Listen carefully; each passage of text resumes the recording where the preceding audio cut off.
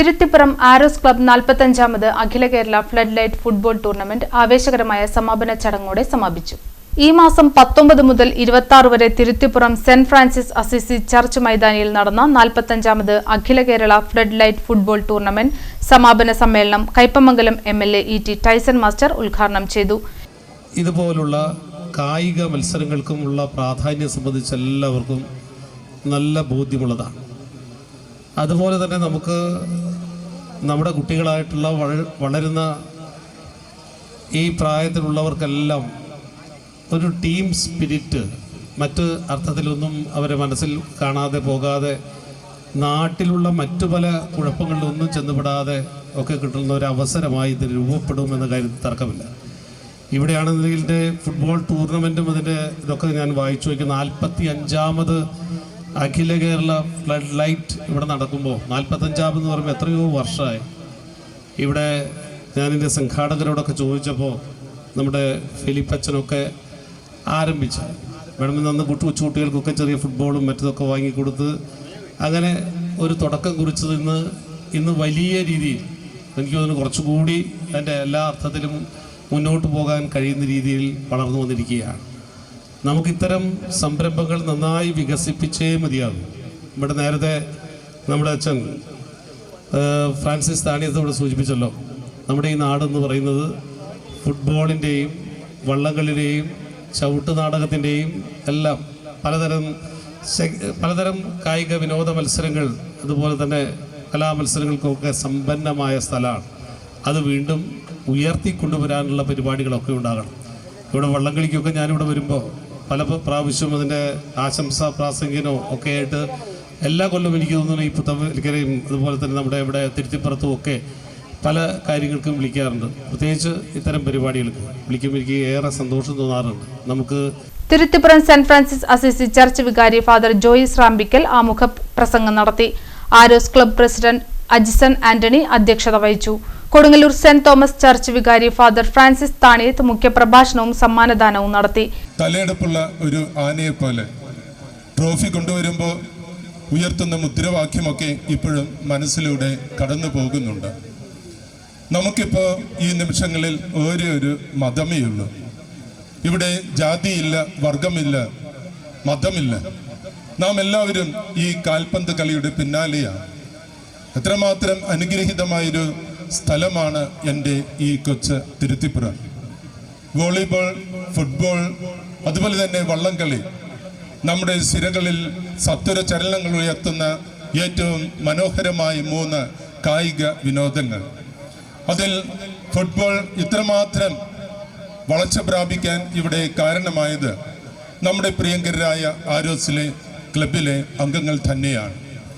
ഇന്നിവിടെ ഭാരതത്തിന് വേണ്ടി വിദേശത്തും സംസ്ഥാന തലത്തിലും അതുപോലെ തന്നെ നാഷണൽ ലെവലിലും ഒക്കെ കളിച്ച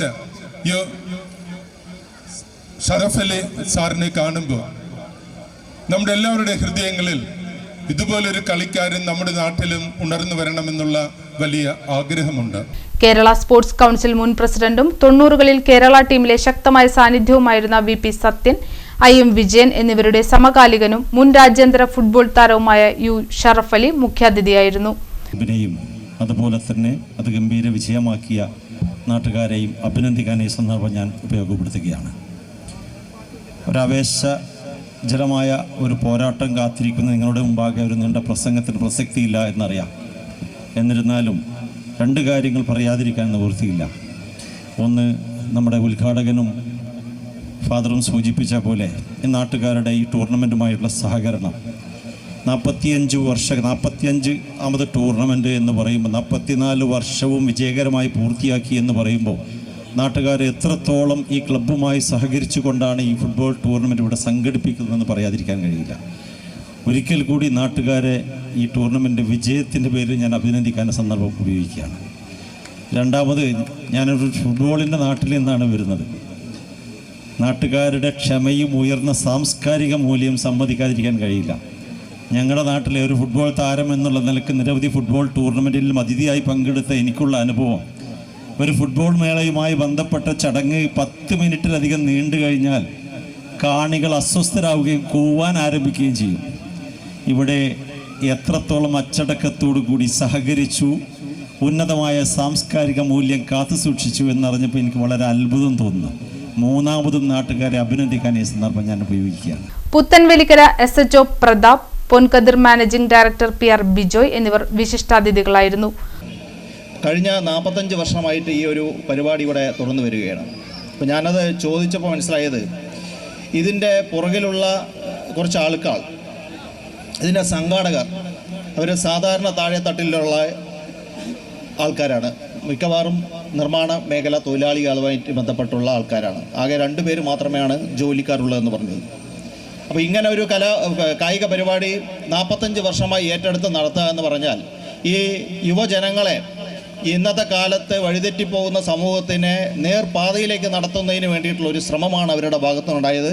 അതിന് ഇതിൻ്റെ സംഘാടകരെ ആദ്യം ഞാൻ അനുമോദിക്കുകയാണ്. പുത്തൻവേലിക്കര ഗ്രാമപഞ്ചായത്ത് വാർഡ് മെമ്പർ ആന്റണി ഷെഫിൻ, വടക്കേക്കര കോൺഗ്രസ് മണ്ഡലം പ്രസിഡന്റ് ഫ്രാൻസിസ് വലിയപറമ്പിൽ, പുത്തൻവേലിക്കര റെസിഡൻസ് സമിതി പ്രസിഡന്റ് PJ തോമസ് എന്നിവർ സംസാരിച്ചു. പ്രോഗ്രാം കോർഡിനേറ്റർ ഷിജു തോമസ് സ്വാഗതവും സെക്രട്ടറി PJ ജേക്കബ് നന്ദിയും പറഞ്ഞു. ആരോസ് തുരുത്തിപ്പുറം സംഘടിപ്പിച്ച അഖില Kerala flood light football tournament final മത്സരത്തിൽ അറേബ്യൻ പാലസ് ഇടപ്പള്ളി എതിരില്ലാത്ത 3 ഗോളുകൾക്ക് സിദാൻ ബോയ്സ് FC തൃശൂരിനെ പരാജയപ്പെടുത്തി ജേതാക്കളായി.